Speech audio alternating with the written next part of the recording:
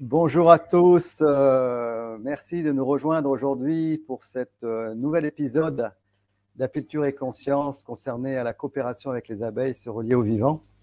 Et aujourd'hui, j'ai le plaisir de recevoir Françoise Navel, qui est enseignante de Bonjour. Qigong et guide accompagnatrice en bain de forêt. Elle va nous expliquer un petit peu ce que c'est. Et pour commencer, Françoise, est-ce que tu pourrais déjà, dans un premier temps, nous dire en quoi ça fait du sens de participer à cet événement qui concerne vraiment la reliance au vivant et en quoi, dans ta pratique, finalement, on se rejoint dans ces deux approches de la reliance au vivant, les abeilles, et puis la reliance à ce que tu pratiques au quotidien. Oui, alors bonjour et merci de m'avoir invité. La reliance au vivant, bien sûr, pour moi, c'est très important et c'est présent dans ma vie depuis très longtemps. Dans mon parcours, en fait, j'ai à une époque créé avec mon mari, donc il y a pas mal d'années, un centre de vie équestre sous tipi et on proposait la découverte du cheval en lien avec la culture amérindienne et la nature. Et en fait, cette découverte du peuple Sioux, les Sioux Lakota, qui habitent au sud Dakota, aux États-Unis, ça a complètement modifié mon rapport au vivant. Et ça a été vraiment quelque chose de très important. Et tout, c'est comme si tout s'emboîtait, hein, chaque morceau du puzzle, du coup, prenait sens entre le cheval, la culture amérindienne et la nature. Donc, cette notion de cercle, ça a vraiment complètement bouleversé ma relation au vivant. Pour- et, et donc, les Amérindiens ont une approche complètement différente du vivant que la nôtre en termes de représentation dans le temps, par exemple. Oui, alors tout à fait, ils ont une vision circulaire. Alors que nous, on a plutôt, nous les Occidentaux, on a plutôt une vision linéaire. Donc ça change beaucoup de choses. Ça veut dire que tout le monde du vivant est dans un cercle, mais l'homme, hein, l'être humain, fait partie de ce cercle. Donc on appartient au vivant, on fait partie du vivant. Et dans cette notion de cercle, il y a cette notion de parentalité. C'est-à-dire que nous sommes parents avec tout le vivant, que ce soit les animaux, la nature, le cosmos. On fait partie de cette grande famille du vivant. Et d'ailleurs, les Lakota ont une expression, Omita Kuye Oyasine, qui veut dire à toute ma parenté. C'est-à-dire qu'il y a vraiment cette notion de parents. C'est comme si on était frères. Hein. La terre, d'ailleurs, la terre, notre mère, la terre. Hein. Et tous les habitants, en fait, on est tous frères et sœurs. Ça, c'est vraiment très différent de notre conception à nous, où on a donc cette vision linéaire avec toujours plus, toujours en avant. Ça implique des notions aussi très différentes, c'est-à-dire que dans la vision circulaire de la nature, au niveau des Indiens, ça va être beaucoup plus des notions comme la solidarité, le, la communauté, cette notion de communauté, alors que nous, on a une vision beaucoup plus individualiste, Hmm. toujours plus de progrès. D'accord. Et donc, tu nous parlais de ton expérience avec ton mari sur ce temps équestre et ton parcours professionnel qui t'a amené aux pratiques que tu enseignes en ce moment. C'est quoi un petit peu les différentes étapes qui t'ont amené justement à t'intéresser à cette reliance sur le plan, on va dire, énergétique? Alors, ça a été tout d'abord une formation de somatothérapeute. J'étais donc dans ce centre équestre, hein, et, et, en fait, le fait de vivre avec des chevaux, ça m'a appris beaucoup de choses sur moi-même, sur les autres, sur le monde animal, et puis aussi le toucher, c'est-à-dire comme j'ai pris conscience de l'importance du toucher. Et donc j'ai fait cette formation de somatothérapeute en relation d'aide par le toucher.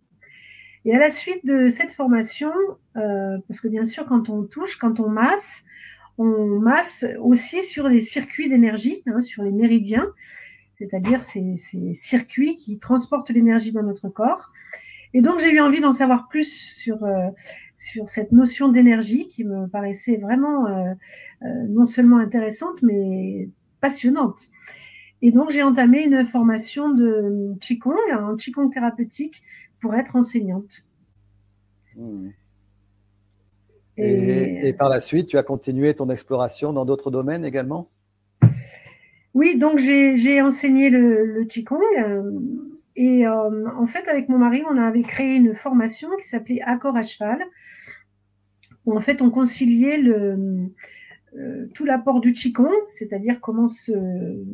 Enfin, peut-être je vais expliquer un petit peu après ce qu'est vraiment le Qigong, mais comment le fait d'être déjà bien centré, bien enraciné, ça permettait d'avoir un autre rapport à l'animal, un autre rapport au cheval, avec beaucoup plus de confiance en soi et donc la possibilité de traverser ces peurs.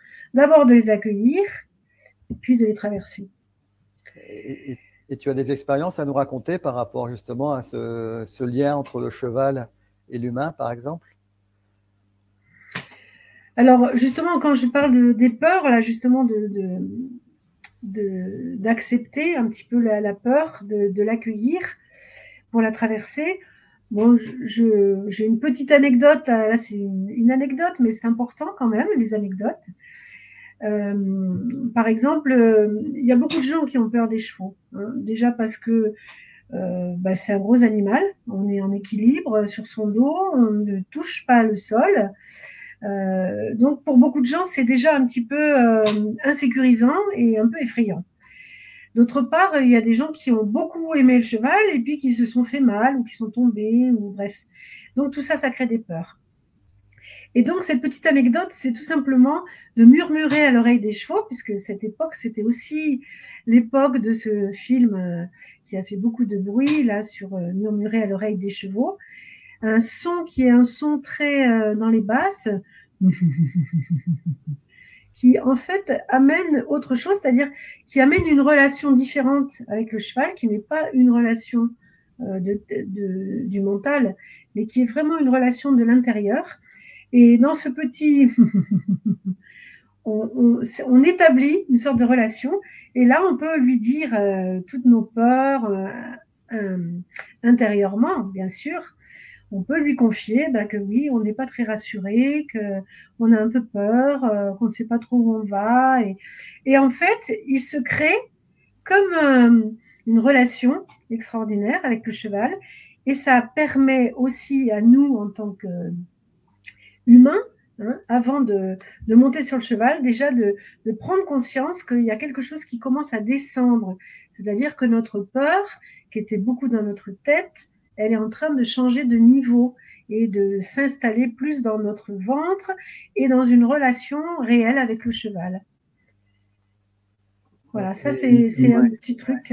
Et je crois je crois me souvenir aussi d'une anecdote que tu m'avais racontée justement dans des personnes en difficulté, par exemple, ou qui n'ont pas un fonctionnement mental comme les autistes, par exemple, qui ce rapport à la peur est différent et qui a une connexion, que l'animal, il sent vraiment l'état d'être de l'humain et Oui. il peut amener une régulation. En fait, c'est pas quelque chose qui est intellectuel ou mental, c'est vraiment quelque chose qui est énergétique. Et on va le voir quand tu vas développer un peu plus ce qu'est le Qigong et l'approche de la sylvothérapie. On rentre vraiment dans ce contact qui n'est pas un contact mental, mais un contact qui se passe au niveau un peu plus subtil. Oui, alors justement, au démarrage de ce centre, hein, c'était quand même dans les années 83-85, on a beaucoup travaillé avec des personnes handicapées, avec toutes sortes d'handicaps, hein, c'est-à-dire à la fois des handicaps mentaux, physiques. Et, et j'ai souvenir vraiment d'avoir vu partir des colonnes avec des gens qui tenaient à peine sur le cheval ou qui hurlaient ou qui avaient des gestes, des grands gestes ou qui prenaient le cheval dans les bras comme ça, en tirant très, très, très, très fort.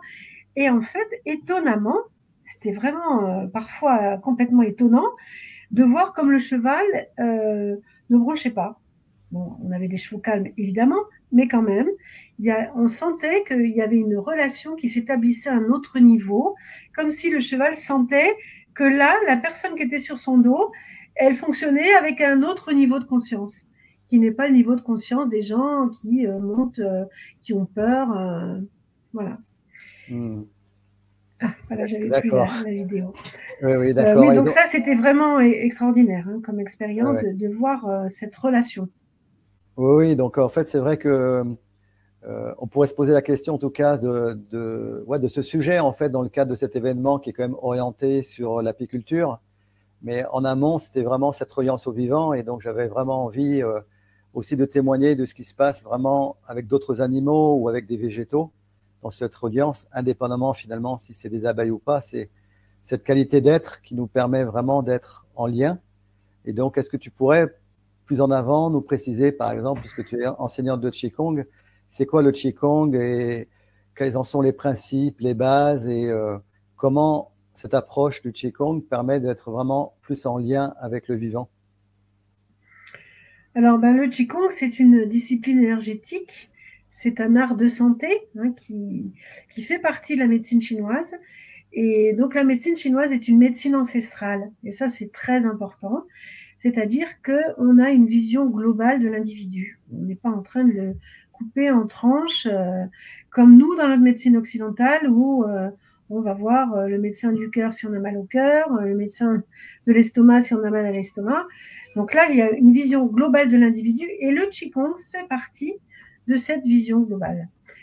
Donc ça, déjà, c'est important, comme le yoga fait partie de la médecine ayurvédique. Le Qigong, donc Qigong, c'est deux mots, hein, c'est vraiment le travail. Kong, c'est le travail, l'exercice du Qi, c'est-à-dire de l'énergie, ou même du souffle. Hein. Souvent, on dit aussi le souffle.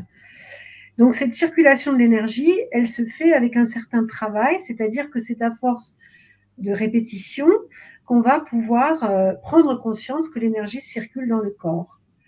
Mieux l'énergie va circuler dans le corps, mieux le sang va circuler, parce que ça va ensemble, et donc nos organes vont être aussi mieux alimentés, mieux nourris.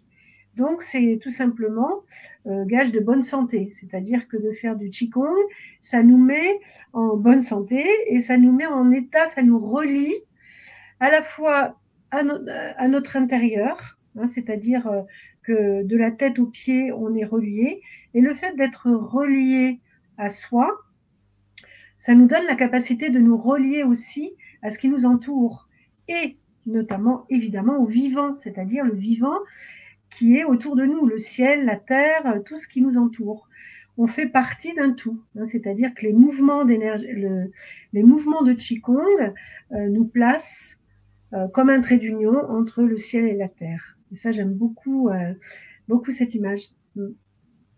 D'accord. Et donc, tu parlais des bienfaits du Qigong en tant que pratique régulière, donc sur le plan de la santé, sur le plan de la reliance. Est-ce qu'il y a d'autres aspects que tu aimerais développer sur le sujet du Qigong en relation avec la thématique de cet événement? De toute façon, les bienfaits du Qigong sont assez nombreux. Bon, il y en a un, évidemment, principalement enfin, pas principalement, mais d'abord sur le plan physique. Le Qigong, ce sont des mouvements très lents ou des absences de mouvement, parce qu'on a aussi des positions statiques qui font circuler l'énergie à l'intérieur, mais sans mouvement extérieur. Mais donc ça agit sur le corps physique, mais ça agit aussi sur le corps, sur notre mental et sur notre état émotionnel. Et le lien de tout ça, c'est bien sûr le souffle. C'est-à-dire que c'est par le souffle qu'on va créer un état, je dirais, de réunification. Le terme est un peu étrange, à l'intérieur de soi. C'est-à-dire que tout se relie. La tête, l'esprit, les émotions s'apaisent et surtout, on crée du lien. Voilà. Et là, on dit le mot, hein, lien au vivant. C'est déjà faire des liens à l'intérieur de soi pour justement pouvoir faire les liens avec tout le reste et se relier au reste, c'est-à-dire tout ce qui nous entoure, tout ce qui fait le vivant. Parce qu'on n'est qu'une petite partie du vivant. Très bien. Oui, oui, ben en fait, c'est très intéressant ce que tu exprimes parce que à travers les différents entretiens que j'ai eus, notamment des personnes qui rentrent en relation avec les abeilles sans aucune protection, vraiment sans enfumoir, sans habit, sans voile, etc. Elles expriment vraiment cette attitude qui consiste vraiment à se préparer avant, quelque part d'être avec soi-même, d'apaiser tout ce qui peut être encombrant au niveau émotionnel, au niveau mental, de vraiment être dans l'observation de ce qui est vraiment présent en soi et à l'extérieur de soi. Et il semblerait que cette attitude, elle induise chez l'animal, chez l'abeille en particulier, en fait, des comportements qui sont beaucoup moins agressifs, où il y a une possibilité de pratiquer l'apiculture, d'ouvrir les ruches d'une manière beaucoup plus simple, sans agression et sans se sentir agressé. Donc, à travers ce que tu exprimes, on rejoint vraiment ce que d'autres développent par ailleurs comme étant une attitude qui permet une relation beaucoup plus respectueuse des abeilles. Oui, tout à fait. En fait, ça crée un état, on peut dire un état modifié de conscience où le mental s'apaise et c'est très important parce que ça nous permet d'ouvrir nos sens, nos cinq sens, bien sûr, c'est-à-dire qu'on est conscient de toutes les perceptions du vivant qui nous arrivent. Donc ça, c'est vraiment la première chose. Et puis ensuite de développer ce qu'on peut appeler un sixième sens, c'est-à-dire que c'est là où justement se situe la subtilité de la relation, c'est qu'on est dans un autre état de conscience et ça permet une relation dont on n'imagine même pas des fois ce qu'elle va donner. Hein. C'est-à-dire que c'est quelque chose qui n'est pas... Enfin, ça m'est difficile de le décrire comme ça, mais en fait, c'est réel. Il y a vraiment quelque chose qui se passe, il y a une communication qui s'établit avec l'animal par le fait on est soi-même dans un état de conscience modifié où le mental est complètement apaisé. Donc c'est autre chose qui prend la parole en fait. D'accord. Merci Françoise pour ces précisions. Et dans la continuité de ce que tu exprimes, est-ce qu'on pourrait aborder maintenant un autre sujet qui est, à mon sens, vraiment dans la continuité, qui est celui de la sylvothérapie, hein, puisque tu es guide accompagnatrice également dans ce domaine-là, et ça rejoint cette approche hein, d'écoute, et notamment par le souffle. Est-ce que tu pourrais nous présenter un petit peu ce que c'est que cette discipline qui nous vient du Japon? Oui, alors les bains de forêt, hein, Shinrin-yoku, en fait, c'est une immersion dans la nature avec les arbres. Et bien sûr, on sait tous que simplement de se promener en forêt, ça nous fait déjà beaucoup de bien. Et souvent, ça nous aide à mieux respirer. Aussi parce que les arbres ont plein d'atouts de leur côté. Hein. Bien sûr, on se soigne aussi avec les arbres, avec des huiles essentielles, extraits des arbres. Mais les arbres libèrent aussi ce qu'on appelle des phytoncides, pardon, qui sont en fait des substances chimiques qu'ils développent pour se défendre. Hein. Donc ça, c'est très important parce que nous, on va les respirer et ça va aussi nous permettre d'augmenter nos défenses immunitaires. Donc ça, c'est quand même très intéressant. Et puis, la connexion avec l'arbre par la respiration. Donc là, c'est la méthode... en ce moment, je termine une formation, donc justement avec quelqu'un qui s'appelle Jean-Marie Defossé, qui a créé une méthode scientifique d'approche de la respiration qu'il met en lien avec justement notre état inflammatoire. C'est-à-dire que le fait de sous-respirer, ça crée plein de problèmes dans le corps, tout simplement. Hein. Donc, cette méthode qui s'appelle la coach respiration, il a adapté au travail avec les arbres. Et ça, c'est vraiment... c'est merveilleux, enfin, c'est tout à fait étonnant et intéressant parce que justement le fait de respirer, donc il y a plein de techniques, il y a les marches respirées, il y a toutes sortes d'exercices hein, qui permettent aussi justement d'ouvrir nos sens hein, et d'être dans un autre état qui nous permet d'augmenter notre niveau vibratoire, ça c'est important aussi, pour se rapprocher de celui des arbres. Parce qu'en fait, quand on est complètement pris dans notre tête, à réfléchir et à tourner en rond, on a un niveau vibratoire qui est assez bas et c'est difficile de se relier au vivant dans cet état-là. Donc la respiration joue un rôle absolument fondamental. On retrouve d'ailleurs l'importance de la respiration dans le Qigong. J'en ai pas parlé tout à l'heure, mais c'est vrai que le souffle, j'ai parlé du souffle, c'est justement par l'intermédiaire de la respiration qu'on va créer cette unité à l'intérieur. Et quand on est dans cet état d'unité, eh ben, on est dans un état de paix. Donc la relation qu'on établit est une relation qu'on établit avec le vivant, est une relation d'amour, tout simplement. D'accord. Et donc la respiration joue un rôle vraiment principal, hein, un rôle, on va dire, central dans cette approche de la sylvothérapie. Est-ce que tu pourrais développer un peu plus en quoi finalement la respiration et cet état de conscience modifié que tu parles amènent vraiment une reliance avec le vivant et modifie peut-être nos comportements ensuite quand on a cette capacité à ressentir, écouter ce qui est là vivant. Parce qu'il me semble que, tu vois, pour avoir parlé avec une anthropologue de la communication, il y a vraiment quelque chose qui se joue dans ce lien avec le vivant, dans ce qu'elle appelle, par exemple, un espace d'émerveillement. Quand on est touché par le mystère de la vie, par l'intelligence sous-jacente à tout ce qui est là, ça induit forcément chez nous une modification comportementale. Et c'est un petit peu aussi ce qui a suscité l'intérêt de cet événement, c'est de voir que, par exemple, nos pratiques apicoles, elles sont devenues très intrusives. Hein, après l'industrialisation, après la guerre, avec toute la modernité qui s'est développée. Et pour revenir à quelque chose de peut-être plus organique, il y a besoin soi-même de devenir peut-être plus organique aussi et plus à l'écoute de ce qui est vraiment vivant et moins mental et intellectuel. Oui, d'ailleurs, dans le Qigong, on parle de l'état de Qigong, hein, qui est vraiment un état qui crée de l'unité. Et quand on est en état de Qigong, ben, on n'a pas envie d'aller faire la guerre, on n'a pas envie d'aller hurler sur son voisin. On est vraiment dans un état particulier qui est effectivement le mot émerveillement. Moi, je parle d'état de grâce. Hein, c'est comme quand on regarde un coucher de soleil, ça peut être, on peut avoir cet état en Qigong, mais on peut l'avoir aussi naturellement ou spontanément quand on regarde, quand on est en connexion avec la beauté qui nous entoure, la beauté de la nature. On se pose pas de questions sur le coucher de soleil, on est juste là et on reçoit. Et là, effectivement, on est dans un état, donc moi j'appelle ça l'état de grâce, mais voilà, c'est tout simplement, oui, de l'émerveillement. Donc cet état-là, il est accessible en fait. Il est accessible facilement. C'est pas si compliqué que ça. Hein. Donc il y a plein de techniques. Le qigong en est une.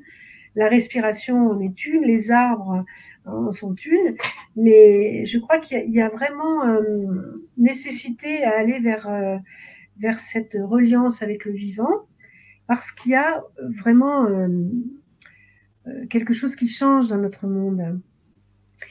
Alors là, je retrouve un peu la vision des Amérindiens, qui est une vision donc circulaire. J'ai parlé de la notion de parenté, la notion aussi de réconciliation, c'est-à-dire que nous, on a à se réconcilier aussi avec le vivant, parce que dans notre vision occidentale, on est vraiment toujours vers l'avant, toujours plus de progrès, toujours plus ce que tu dis par rapport aux abeilles, hein, l'apiculture moderne.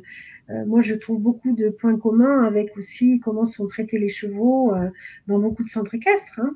Donc, il y a aussi, ça devient un animal de travail et la relation, elle est un peu faussée. Donc, c'est important de retrouver cette relation qui est beaucoup plus pure et qui fait appel à nos qualités profondes d'humain, hein, c'est-à-dire vraiment notre humanité profonde qui est un réservoir d'amour. Enfin, c'est ce que je pense. Hein. D'accord. Et peut-être pour conclure petit à petit vers notre entretien, qu'est-ce que tu pourrais donner comme conseil pour celles et ceux qui souhaiteraient voilà, commencer un voyage avec le Qigong ou avec le Shinrin-yoku, donc ces bains de forêt, voilà, qui voudraient plus simplement peut-être plus être en reliance avec le vivant, et pour ceux qui pratiquent l'apiculture, d'être plus en contact, encore plus intime, dans une relation éthique. Qu'est-ce que tu pourrais leur suggérer à ces personnes? Je pense que ça dépend évidemment de chacun et de chacune, de nos centres d'intérêt, hein. Pour moi, ça a été le Qigong. Pour d'autres, je pense par exemple à des artistes qui sont en création, qui sont pour créer, se mettre dans un autre état, hein. C'est-à-dire que quand ils sont dans leur création artistique, ils sont complètement en lien avec eux-mêmes, en lien avec leur sens, et ça, il y a quelque chose qui fuse, qui leur échappe.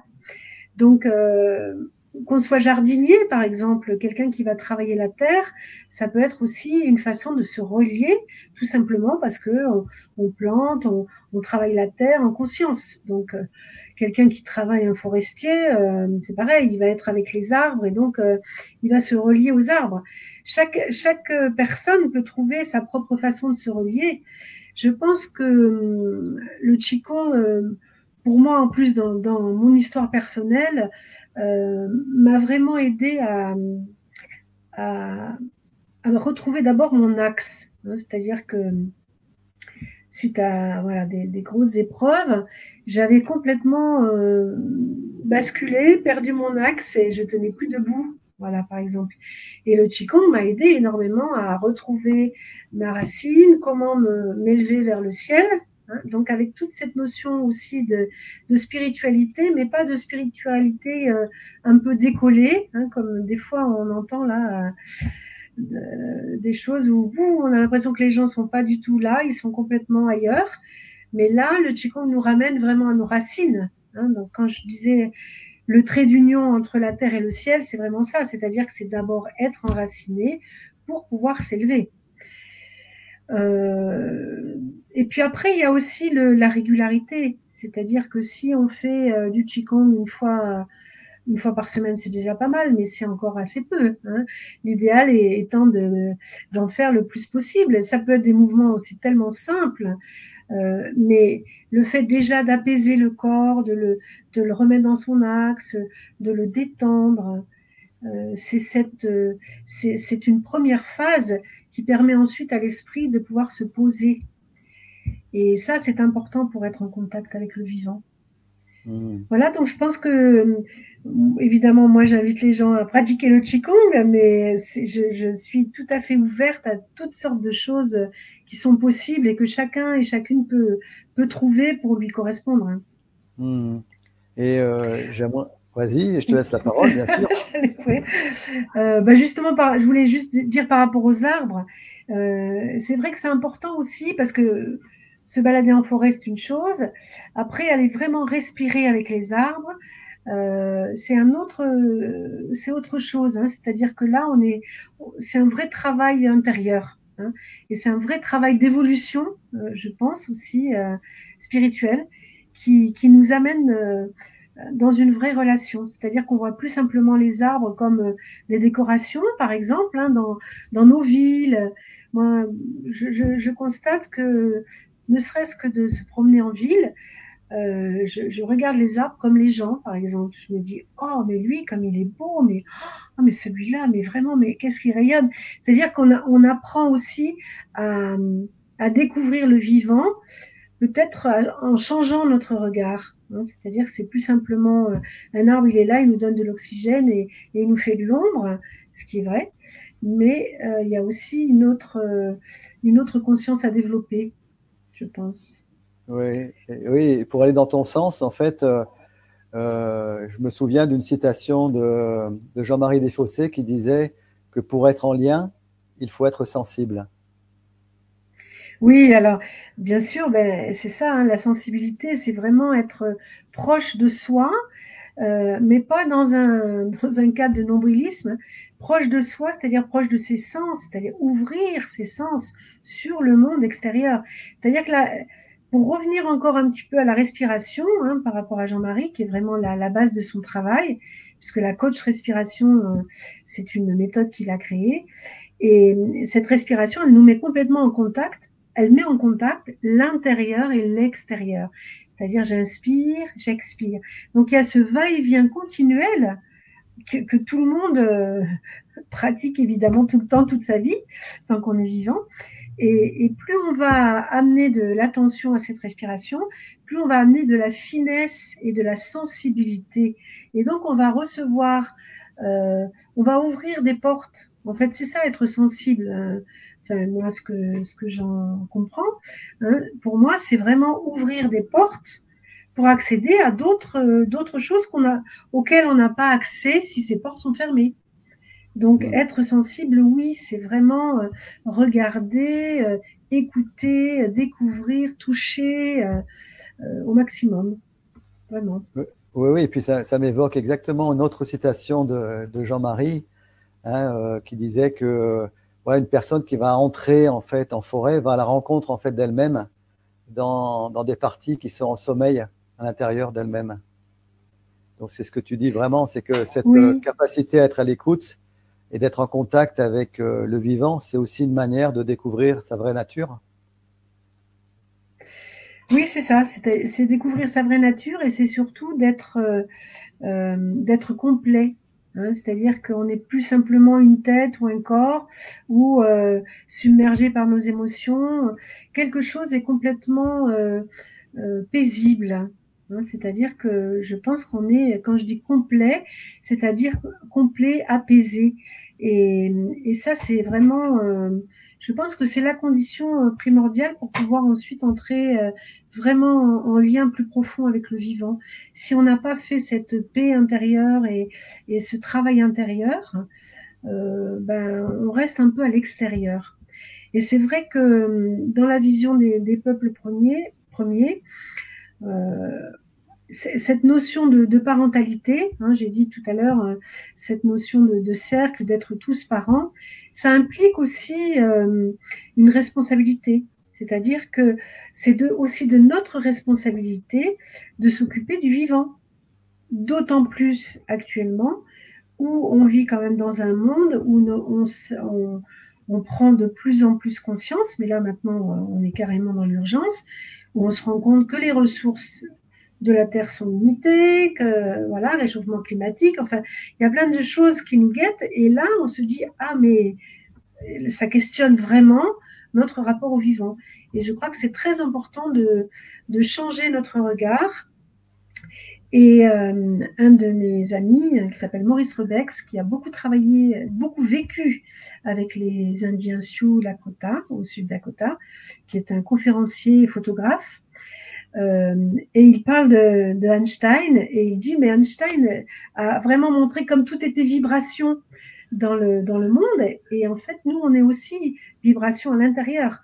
Notre microcosme et le macrocosme sont complètement reliés. Donc, tout est lié. Et je crois que vraiment, cette conscience du lien, elle est fondamentale et elle est importante à développer. Je dirais même qu'il y a urgence à développer et vraiment à intensifier notre rapport au vivant, à lui laisser de la place dans nos vies. D'accord. Bah, un grand merci Françoise. Est-ce que tu aurais éventuellement un point que tu aimerais développer, une question que j'aurais peut-être pu poser ou un sujet qui te paraît important à transmettre avant le mot de la fin? Disons que ce qui me pose beaucoup de questions actuellement, c'est justement ce rapport à cette connexion hein, dont on parle tout le temps, connexion au vivant, connexion à la machine, et où en fait on est de plus en plus connecté, mais par Internet ou par le téléphone ou par WhatsApp, ou enfin bref, on est tout le temps connecté et je pense que c'est là aussi il y a une vigilance à développer pour que cette connexion ne prenne pas toute la place. C'est-à-dire que la connexion vivant, elle fait appel à d'autres choses et il faut lui laisser vraiment beaucoup de place. Donc, je pense que les progrès techniques sont merveilleux. Et puis d'ailleurs, si cet événement a lieu, c'est bien parce que justement, il y a tous ces progrès techniques. Ça nous aide à réfléchir, ça nous stimule, ça fait plein de choses. Mais n'oublions pas le vivant, voilà, qui lui a besoin de nous aussi. Hein. Il a besoin qu'on s'occupe de lui et qu'on lui envoie beaucoup d'amour. Voilà. Bon, bah, Françoise, je te remercie très chaleureusement de ton implication et de ta participation à cet événement. Et puis, j'envisage de réaliser des lives pendant, avant ou après la diffusion de l'ensemble de ces interviews. Et donc, j'aurai grand plaisir à te retrouver si tu es disponible pour partager avec des personnes qui sont aussi sensibles que toi sur le lien au vivant. Je te remercie beaucoup et je te dis à très bientôt. Au revoir. Merci beaucoup, Vincent. À très bientôt.